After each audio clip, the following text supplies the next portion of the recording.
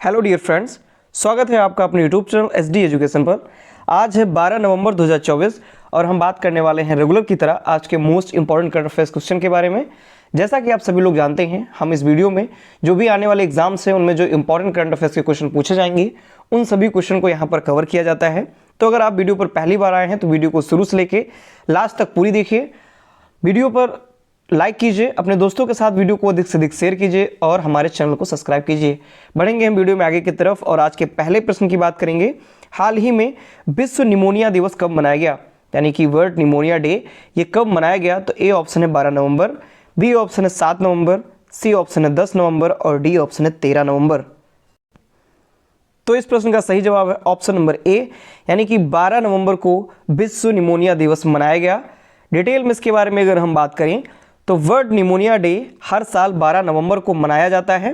Theme इसकी जो इस वर्ष की रखी गई है वो इस बार की जो थीम है वह है every breath counts, stop pneumonia in its track. ये थीम है, इंपॉर्टेंट थीम है। WHO के मुताबिक हर साल, ये WHO का डाटा है कि WHO के मुताबिक हर साल 5 साल से कम उम्र के बच्चों में 14 लाख बच्चों की जो मृत्यु है इस बीमारी यानी कि निमोनिया के कारण होती है। यानी कि WHO के अनुसार 14 लाख बच्चों की जो मृत्यु है वो 5 साल से कम उम्र के जो 14 लाख बच्चे हैं उनकी जो मृत्यु होती है वह निमोनिया के कारण हर साल होती है, ऐसा WHO का डेटा बताता है।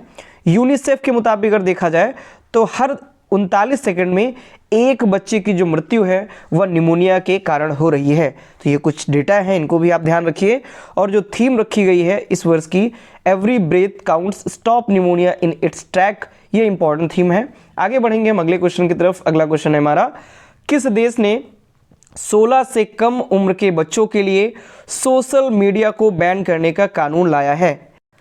यानी कि कौन सा देश 16 वर्ष से कम उम्र के जो बच्चे होंगे उनको सोशल मीडिया पर उनको बैन किया जाएगा, यानी वो सोशल मीडिया का इस्तेमाल नहीं कर पाएंगे, ऐसा किस देश के द्वारा कानून बनाया गया? तो ए ऑप्शन है नेपाल, बी ऑप्शन है भारत, सी ऑप्शन है ऑस्ट्रेलिया और डी ऑप्शन है जापान। तो इस प्रश्न का सही जवाब है ऑप्शन नंबर सी, यानी कि ऑस्ट्रेलिया ने एक ऐसा कानून बनाया हुआ है जिसमें 16 वर्ष से कम उम्र के जो बच्चे हैं वो अब सोशल मीडिया का इस्तेमाल नहीं कर पाएंगे। यानी कि ऑस्ट्रेलिया के द्वारा ये एक प्रकार से नया कानून इसने पारित किया हुआ है जिसके कारण 16 वर्ष से कम उम्र के जो बच्चे होंगे वो चाहे इंस्टाग्राम, फेसबुक और अन्य प्रकार के जो सोशल मीडिया ऐप होंगे उनका वो इस्तेमाल नहीं कर पाएंगे। आर्टिकल में भी देख सकते हैं बच्चों के लिए बैन होगा सोशल मीडिया अकाउंट। डिटेल में इसके बारे में बात करें तो ऑस्ट्रेलियाई सरकार ने 16 साल से कम उम्र के बच्चों के लिए सोशल मीडिया के उपयोग पर प्रतिबंध लगाने का नया कानून पेश किया। इसका जो उद्देश्य है वह बच्चों के मानसिक स्वास्थ्य को सुरक्षित करना है, यानी कि बच्चों का जो मानसिक स्वास्थ्य है उसको सुरक्षित रखने के लिए यह जो कदम है वो महत्वपूर्ण कदम उठाया गया। ऐसा करने वाला जो ऑस्ट्रेलिया देश है ये पहला ऐसा देश होगा जो कि 16 वर्ष से कम उम्र के बच्चों के लिए सोशल मीडिया पर प्रतिबंध लगाएगा। बात करें अगले सप्ताह में ऑस्ट्रेलियाई संसद में एंथोनी अल्बनीज जो कि वहाँ के प्रेसिडेंट हैं इस समय, एंथोनी अल्बनीज ने ये जो विधेयक है वो पेश करेंगे। इससे इसे लागू करना ऑस्ट्रेलिया के ई सुरक्षा आयुक्त की जिम्मेदारी होगी और यह जो कानून है पारित होने के 12 महीने बाद से ही प्रभावी होगा और इसकी समीक्षा भी की जाएगी। तो इस प्रकार से ये जो सोशल मीडिया बैन वाला जो कानून है जो कि 16 वर्ष से कम उम्र के बच्चों के लिए है, ऐसा करने वाला जो ऑस्ट्रेलिया है वो पहला देश बन जाएगा। अगले प्रश्न की तरफ बढ़ेंगे। अगला प्रश्न है हमारा, दिसंबर 2024 में होने वाली UGC नेट परीक्षा में किस नए सब्जेक्ट को चुनने का मौका मिलेगा? यानी UGC के द्वारा जो NET नेट की जो परीक्षा आयोजित की जाती है उस परीक्षा में एक नई जो विषय है उसको शामिल किया गया है, नई जो विषय है उसको चुनने का मौका मिलेगा। तो ए ऑप्शन है ऋग्वेद भाषा विज्ञान, बी ऑप्शन है अथर्ववेद अर्थशास्त्र, सी ऑप्शन है आयुर्वेद जीव विज्ञान और डी ऑप्शन है सामवेद संगीत विज्ञान। तो इस प्रश्न का सही जवाब है ऑप्शन नंबर सी, यानी आयुर्वेद जीव विज्ञान जो होगी या UGC नेट परीक्षा में नए सब्जेक्ट के रूप में शामिल की जाएगी और इसको चुनने का मौका भी दिया जाएगा। डिटेल में अगर हम बात करें तो UGC नेट दिसंबर 2024 में परीक्षा इसकी होनी है और इसके लिए नया जो विषय है आयुर्वेद बायोलॉजी इसको जोड़ा गया है। उम्मीदवार दिसंबर में जो आने वाली UGC नेट एग्जाम है उस एग्जाम में इस परीक्षा को चुन सकेंगे। यूजीसी कमीशन की बैठक में यह जो फैसला है वो लिया गया। और बात करें तो आयुर्वेद बायोलॉजी विषय में छात्रों को आयुर्वेद का प्राचीन विज्ञान जानने का भी मौका मिलेगा, यानी इससे पता चलेगा जो आयुर्वेद है उसके बारे में जो प्राचीन सभ्यताएं रही हैं, जो प्राचीन बातें निकल करके आई हैं, उन सभी के बारे में बच्चों को पता चलेगा। आगे हम बात करें तो यूजीसी के बारे में जानें तो यूजीसी की जो स्थापना है वो नवंबर 1956 में की गई थी। अध्यक्ष जो वर्तमान में है वो है एम जगदीश कुमार, यानी एम जगदीश कुमार जो है वो वर्तमान में यूजीसी के अध्यक्ष हैं।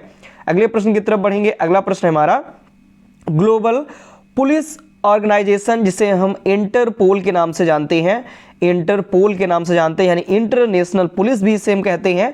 तो ग्लोबल पुलिस ऑर्गेनाइजेशन इंटरपोल का अगला चीफ ब्राजील के किस पुलिस अधिकारी को बनाया गया, यानी कौन से ब्राजील के पुलिस अधिकारी हैं जिनको इंटरपोल का अगला चीफ जो है वो बनाया जाएगा। तो ए ऑप्शन है जुर्गन स्टॉक, बी ऑप्शन है वॉल्डेसी उर्कीजा, सी ऑप्शन है रॉबर्ट मुलर और डी ऑप्शन है मोहित अग्रवाल। तो इस प्रश्न का सही जवाब है ऑप्शन नंबर बी, यानी वाल्डेसी उर्कीजा जो कि ब्राजील के हैं। ये ग्लोबल पुलिस ऑर्गेनाइजेशन यानी इंटरपोल के अगले पुलिस अधिकारी के रूप में नियुक्त किए जाएंगे।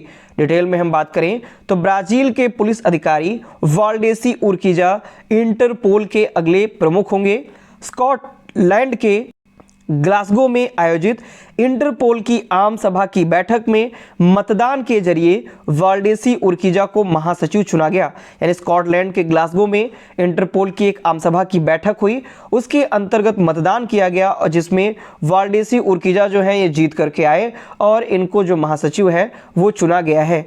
अमेरिका के लिए इंटरपोल के मौजूदा उपाध्यक्ष उर्कीजा संगठन के पहले ऐसे प्रमुख हैं जो ना तो यूरोप से हैं और ना ही अमेरिका से हैं। इंटरपोल महासचिव पर अनिवार्य रूप से संगठन की दैनिक गतिविधियों का जिम्मा होता है, यानी कि जो इंटरपोल होता है उसके जो महासचिव होते हैं उन महासचिव पर अनिवार्य रूप से जो इंटरपोल का संगठन है उसकी जो दैनिक गतिविधियां होती हैं, दैनिक गतिविधियों को देखना, उनकी जांच पड़ताल करना, इन सभी बातों का जो जिम्मा है वो इंटरपोल महासचिव का होता है। अगले प्रश्न की तरफ बढ़ेंगे। अगला प्रश्न है हमारा स्वदेश में निर्मित कौन सी मशीन पिस्टल को भारतीय सेना की उत्तरी कमान में शामिल किया गया। तो ए ऑप्शन है असनी, बी ऑप्शन है AK-101, सी ऑप्शन है ब्रह्मोस और डी ऑप्शन है AK-47। तो इस प्रश्न का सही जवाब है ऑप्शन नंबर ए, यानी असनी नाम की एक मशीन पिस्टल जिसको भारतीय सेना की उत्तरी कमान में शामिल किया गया है। काफ़ी ज़्यादा इंपॉर्टेंट प्रश्न है और काफ़ी ज़्यादा इंपॉर्टेंट ये मशीन पिस्टल है।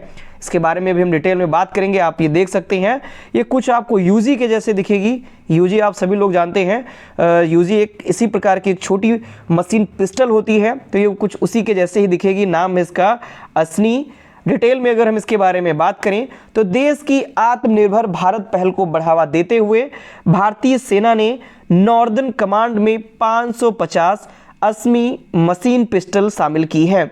इस पिस्टल को कर्नल प्रसाद बंसोड़ और DRDO ने विकसित किया है, यानी इन दोनों ने मिल करके इसको विकसित किया हुआ है और इसका जो निर्माण होगा वो हैदराबाद की लोकेश मशीनों ने किया हुआ है। यानी इसका निर्माण किसने किया है, तो हैदराबाद की जो लोकेश मशीनें हैं उन्होंने इसका निर्माण किया है। लागत कितनी आई है, तो 4.26 करोड़ रुपए इसकी लागत आई हुई है। असनी जो है वो अस्मिता का संक्षिप्त रूप है, यानी कि अस्मी जो नाम है इसका क्यों पड़ा, तो अस्मी नाम पड़ा हुआ है अस्मिता नाम से, और अस्मिता का जो संक्षिप्त रूप है इसका अर्थ होता है गर्व, यानी प्राउड, गर्व इसका अर्थ होता है और इसी के नाम पर इसका अस्मी नाम रखा गया है। इसका जो वजन है वो 2.4 किलोग्राम से भी कम है, यानी 2.4 किलोग्राम से इसका वजन कम है और इसकी मैगजीन जो क्षमता है वो है 32 राउंड, यानी 32 राउंड इसकी मशीन की मैगजीन की क्षमता है। अगले प्रश्न की तरफ बढ़ेंगे। अगला प्रश्न है हमारा, हाल ही में किस केंद्रीय मंत्री ने रायपुर में 83वीं भारतीय सड़क कांग्रेस का उद्घाटन किया। तो यहाँ पर क्वेश्चन से ही आप आंसर का अंदाजा लगा सकते हैं। भारतीय सड़क कांग्रेस है, तो वर्तमान में जो सड़क परिवहन मंत्री हैं वो कौन है, वो है नितिन गडकरी। तो इस प्रश्न का भी सही जवाब हो जाएगा ऑप्शन नंबर ए, यानी कि केंद्रीय मंत्री नितिन गडकरी ने रायपुर में 83वीं भारतीय सड़क कांग्रेस का उद्घाटन किया। अगर हम डिटेल में इसके बारे में बात करें तो केंद्रीय सड़क परिवहन और राजमार्ग मंत्री हैं नितिन गडकरी जी, और इन्होंने रायपुर छत्तीसगढ़ में भारतीय सड़क कांग्रेस के 83वें सत्र का उद्घाटन किया हुआ है।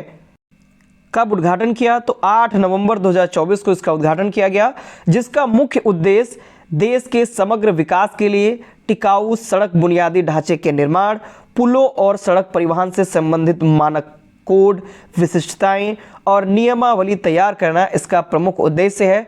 किस प्रकार से टिकाऊ और कह सकते हैं अच्छी जो सड़कें हैं उनका बुनियादी ढांचा तैयार किया जा सकता है, पुल और सड़क जो परिवहन है इससे संबंधित मानक कोड और इनकी जो विशिष्टताएं हैं और जो नियमावली है उनको कैसे तैयार किया जाएगा, इसका प्रमुख उद्देश्य रहा, इस भारतीय सड़क कांग्रेस का प्रमुख उद्देश्य रहा। अगले प्रश्न की तरफ बढ़ते हैं। अगला प्रश्न है हमारा, हाल ही में यूरोपीय राजनीतिक समुदाय का तीसरा शिखर सम्मेलन कहां आयोजित किया गया? तो ए ऑप्शन है हंगरी, बी ऑप्शन है इटली, सी ऑप्शन है कनाडा और डी ऑप्शन है ब्राजील। तो इस प्रश्न का सही जवाब हो जाएगा ऑप्शन नंबर ए, यानी हंगरी में यूरोपीय राजनीतिक समुदाय का तीसरा शिखर सम्मेलन आयोजित किया गया। डिटेल में इसके बारे में बात करें तो यूरोपीय राजनीतिक समुदाय का तीसरा शिखर सम्मेलन हंगरी की जो राजधानी है बुडापेस्ट वहां पर आयोजित किया गया।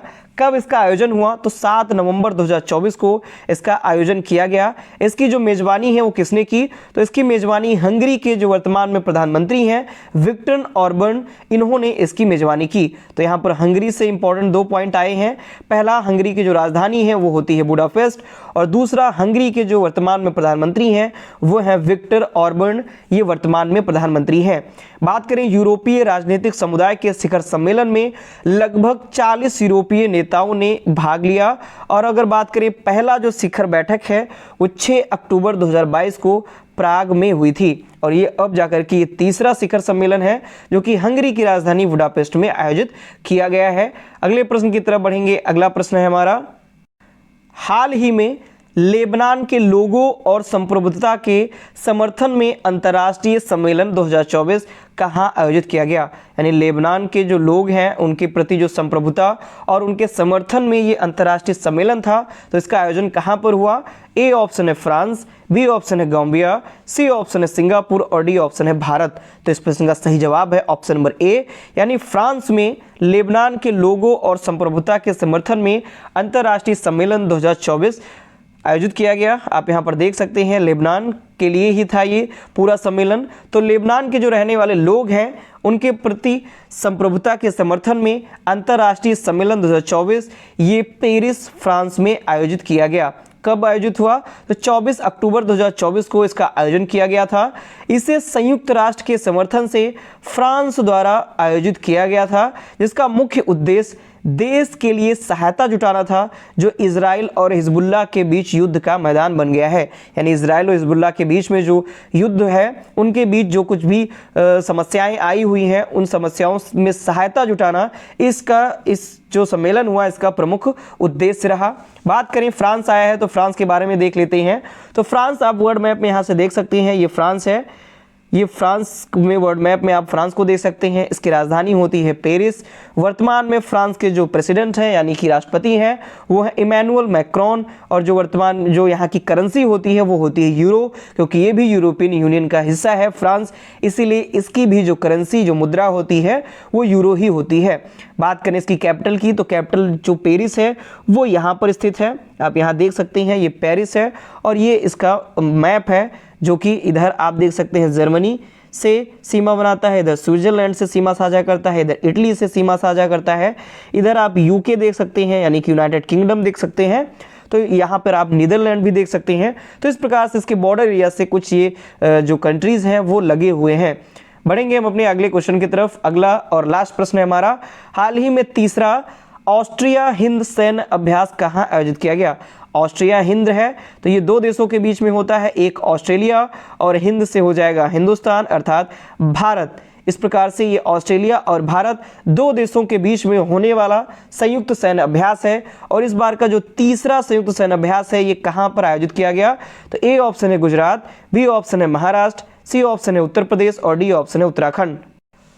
तो इस प्रश्न का सही जवाब होगा ऑप्शन नंबर बी, यानी महाराष्ट्र में तीसरा ऑस्ट्रिया हिंद सैन्य अभ्यास आयोजित किया गया। डिटेल में इसके बारे में बात करें तो आर्टिकल भी देख सकते हैं, India Australia launch joint military drill Austra Hind in Maharashtra.